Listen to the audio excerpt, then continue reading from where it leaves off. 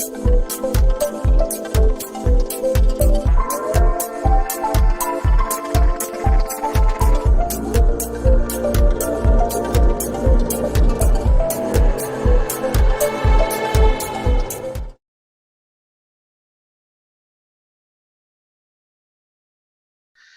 as you can tell from the few slides we have so far, MMT is not just about printing money. It's the degree of monetary sovereignty is not about a country having its own national currency and it ends there. It's actually much more nuanced, as you can see. So now the question becomes, with a country even like the United States, like Japan, like China or Switzerland or Saudi Arabia, what is the actual limit to how much additional government spending can take place without bankrupting the country, without the run on the currency, without causing inflation? So what is the actual limit? So this is how I'd like to frame it.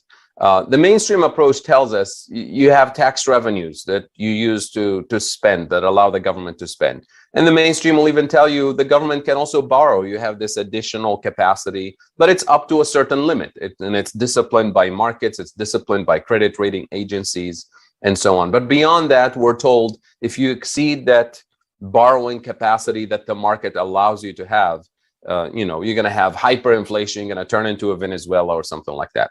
What MMT is suggesting is that there's this additional spending capacity, this bright yellow space that's not infinite. Notice it's constrained, but the real constraint here, according to the MMT approach, is the actual risk of inflation, that red bar that limits your capacity. And we're saying this untapped spending capacity is out there. It's not infinite. We should have strategic decision-making processes that are MMT informed to allow us to tap into that space without causing inflation. So the big question for MMT becomes, what determines the risk of inflation? I mean, this idea that MMT doesn't care about inflation is nonsensical, because we're literally obsessed with assessing the risk of inflation. That's the whole MMT project in a sense. So the risk of inflation for me is determined by a couple of factors. One is the availability of productive capacity. That is, if you run out of machinery, technology, equipment, labor, specialized in particular areas of production, raw materials, if your supply chains are disrupted, if your logistical capabilities are incapable of delivering on time or delivering at all, then you're constrained on the real side of the economy. And if you spend more by increasing demand in those areas, you create inflation pressure points, and as a result, you increase the risk of inflation. So the good news about the lack of productive capacity, the weakness of your logistical capabilities, supply chains capabilities, the good news here is that you can invest strategically to increase productive capacity in key areas, such as domestic food production, such as renewable energy production, such as logistical capabilities in your ports, in your transportation system, to improve your supply chains, to get rid of bottlenecks. And when you do that, not only do you create millions of jobs, but you also end up taming the risks of inflation, and as a result, increasing that bright yellow space, pushing the risk of inflation further and further out. A more recent example that many of you have heard in the news recently is the inability of ports in the US, incapacity of the ports in the US to actually unload and deliver via trucking all the stuff that's coming from China and other parts of the world. And President Biden, in one of the more recent statements he made, his administration made, $17.5 billion will be immediately allocated to ports in the US to build additional capacity to speed up the unloading and as a result unclog the supply chain that we've been seeing, which is the actual one of the actual sources of inflation and sources of disruption in the US. So that's item number one. Item number two is the abusive market power and price setting behavior of key players in the economy. Think of your telecom companies, think of your pharmaceutical companies in the United States, think of any entity that's not that doesn't have enough competition, where your antitrust laws are either inadequate or inadequately enforced.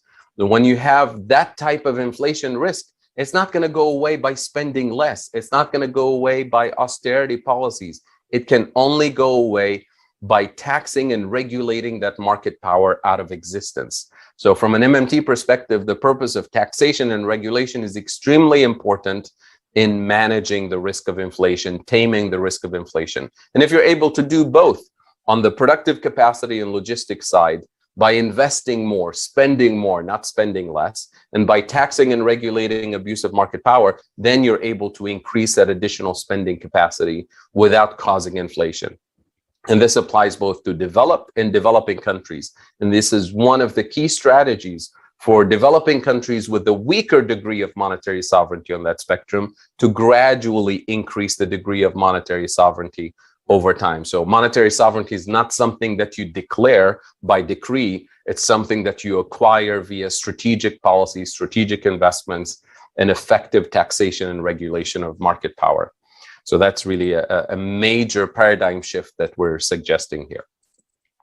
So the root causes are inflation. When you look at all the countries that we've looked at, the US, Russia, Tunisia, Ukraine, all the major sources of inflation are always, almost always, far beyond the reach of monetary policy. They're in the real economy. So you have central bankers trying to target inflation using interest rate policy when the actual source of inflation is logistics and supply chain disruptions, or market power by pharmaceuticals, or market power by real estate companies, or speculators in real estate markets. So most of the time, the actual sources of inflation are way outside the jurisdiction of the central bank, and they also happen to be in the jurisdiction of fiscal authorities, your parliament, your Congress, your prime minister's office. They have the capacity to spend public funds, strategically investing to build up capacity, including capacity on the technical educational skills side of the equation, but also have the capacity and the jurisdiction to tax and regulate market power accordingly. So fiscal policy is better equipped to target actual inflation pressure points. And the examples abound here. I'll give you an example. Tunisia, I'm originally from Tunisia. Tunisia's sources of inflation are imported oil and gas, imported grains like wheat, and the central bank tries to target inflation by raising interest rates. How can that affect OPEC decisions to change oil prices? How can that affect wheat prices, which are determined by global suppliers like Russia and Australia, the US, or the Ukraine? It has nothing to do with the jurisdiction of the central bank.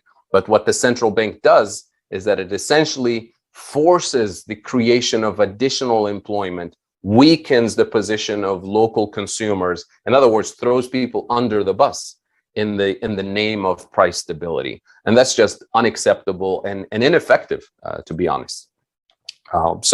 It's very important to recognize that prices and the sources of inflation are much closely connected to the legal, regulatory, administered, and budgetary aspects of fiscal policy. All of this is on the fiscal policy side, on the regulatory side, not in the hands of the central bank, with very few exceptions. So central bank policy can assist, can complement strategic inflation targeting or inflation taming policies on the fiscal side. So what does mainstream economics say about inflation targeting? This is not us saying it. This is the mainstream. In the last 10 years, Fed says we have no reliable theory of inflation. This is the ECB trying to target inflation for the last 12 years. Inflation target at 2%, not even close. And this is aiming at higher inflation after the 2008 crisis. So you can't even, raise the price level, let alone having the tools to lower prices or to keep inflation within a particular margin.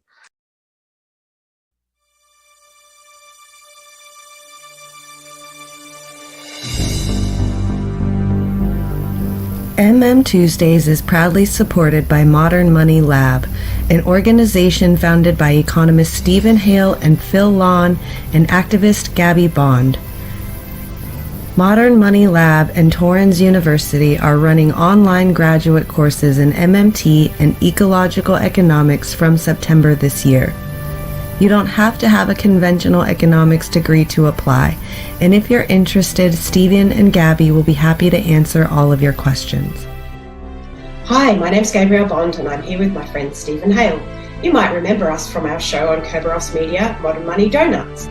We're proud sponsors of Kerberos Media. We'd like to tell you about our global online courses in modern monetary theory and ecological economics. They start this September. They're unique as far as I can tell. I don't think there's anything like them anywhere in the world. If you want to find out more, you can visit our website www.modernmoneylab.org.au. To find out about the courses, go to www.modernmoneylab.org.au.